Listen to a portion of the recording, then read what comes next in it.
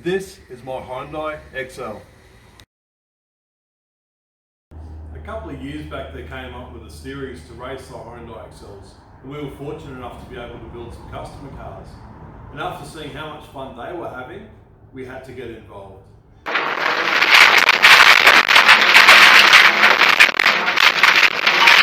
You can run between the 1994 and the 2000 model body shape, and they're basically standard, very heavily controlled, which keeps the racing really close.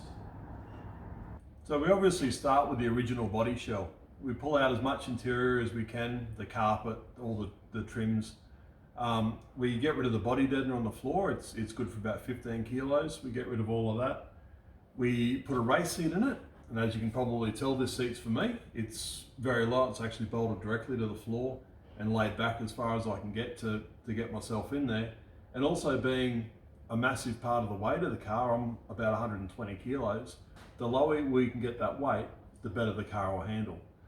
To get the steering wheel position to line back up with the seat, we've got some inch spaces in here to lower the steering column down. We also put a floor tray in there and a footrest, so you're not tempted to rest your foot on the clutch pedal, and just get your feet back to where they need to be to operate the standard pedals correctly. We modify the shifter, we shorten the throw a little bit on those. This has got the factory ignition switch in it. Most importantly is the roll cage, obviously. A lot of bar and a lot of bracing goes into these to stiffen them up. And one of the features we also have in this is a passenger seat. We do ride days and promotional days. We also lease the car out, which is great fun for everyone. We can introduce people into the category. We can take them for a drive and show them what it's all about.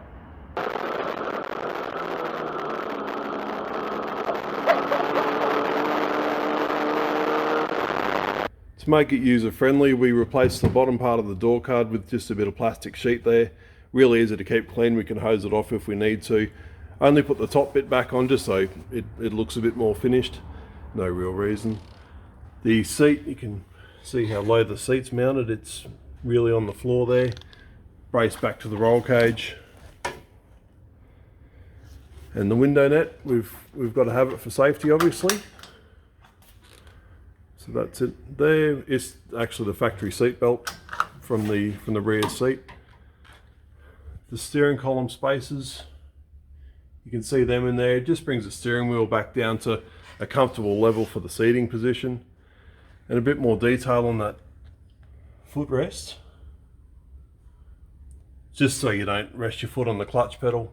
And also to keep your feet where they need to be as you're cornering, and if you have any impacts, your feet don't slide down between the pedals. Fire extinguisher if things go bad. Factory ignition switch, still got the key in it.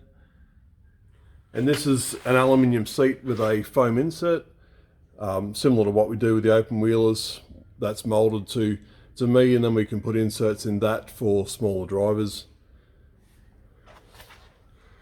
You can see a bit of the bar work.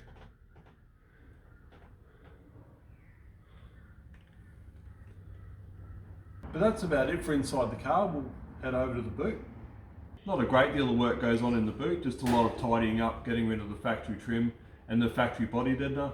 You can see how far the roll cage comes back. It's all the way back to the rear struts. And you can see how the seats are mounted and the harnesses have got their own bar. But that's about it for the back.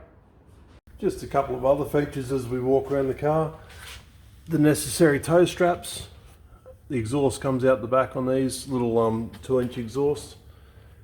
On the rear, we run braided brake lines. The rear brakes are probably too good for the front wheel drive setup. They'll tend to lock the rears. Coilovers are in there. Braided brake lines, as I said, and heavy duty sway bar. We get the thickest sway bar we can get to try to stiffen the rear of the car as much as possible. We're not allowed to run limited slip diffs. So in the quest of keeping the front wheels on the ground, for those with a keen eye, will notice the front sway bar is missing completely. We remove that.